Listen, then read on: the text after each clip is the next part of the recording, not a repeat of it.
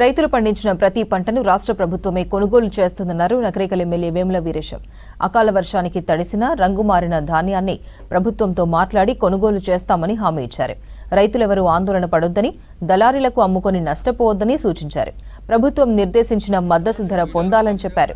నల్గొండ జిల్లా చిట్యాల మండలంలో పలు గ్రామాల్లో ఐకేపీ కొనుగోలు సెంటర్లను పరిశీలించారు వేముల. రైతులు తడిచిన వడ్లను ఆరబెట్టుకునేందుకు టార్పాలిన్ పట్టాలు అందించాలని మార్కెటింగ్ అధికారులు సూచించారు. అకాల వర్షాలు ఈ సంవత్సరం బాగా కురుస్తూ ఉన్నాయి కాబట్టి ప్రతిరోజు సాయంత్రము మీ వడ్లను రాసిపోసుకొని పట్టాలు కప్పి భద్రపరచుకోవాల్సిందిగా రైతాంగాన్ని మేము విజ్ఞప్తి చేస్తాం.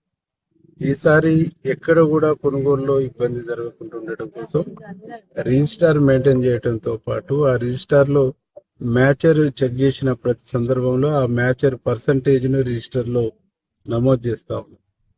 ఏ గ్రేడు బి గ్రేడు ధాన్యానికి సంబంధించి కొనుగోలు చేస్తున్నటువంటి క్రమంలో వాళ్ళకు ఏ గ్రేడింగ్ ఇస్తారో కొనుగోలు అవుతున్నటువంటి క్రమంలో ఆ గ్రేడింగ్ కూడా వాళ్ళ పేరు ముందు, వాళ్ళ ఎంట్రీ రిజిస్టర్ పేరు ముందు నమోదు చేసి వాళ్ళ సంతకం కూడా తీసుకొని, గతంలో లారీల ద్వారా మిల్లుకు పోయిన తర్వాత మిల్లర్ ప్రాబ్లం క్రియేట్ చేస్తే రైతులు మొత్తం కూడా 2 కేజీలు 3 కేజీలు తగ్గించి అట్లా ఇబ్బంది పడేటువంటి పరిస్థితి. అంటే ఒక్క రైతు ఒడ్లు కొద్దిగా తేడా ఉంటే ఆ లారీ మొత్తం ఇబ్బంది పడుతున్నటువంటి ఒక పరిస్థితి. ఆ పరిస్థితి కూడా పునరావృతం కాకుండా ఉండటానికి రైతుకు గన్ని బ్యాగులు ఇస్తున్నప్పుడు ఆ గన్ని బ్యాగుల మీద రైతు సీరియల్ నెంబరు, అంటే రైతు 10వ రైతు తర్వాత తెచ్చి పోసుకున్నానుకో 11వ రైతు ఉన్నప్పుడు ఆ గన్ని బ్యాగుల మీద 11 నెంబర్ వేసి ఇస్తున్నాం. 50 అయితే 50, 60 అయితే 60.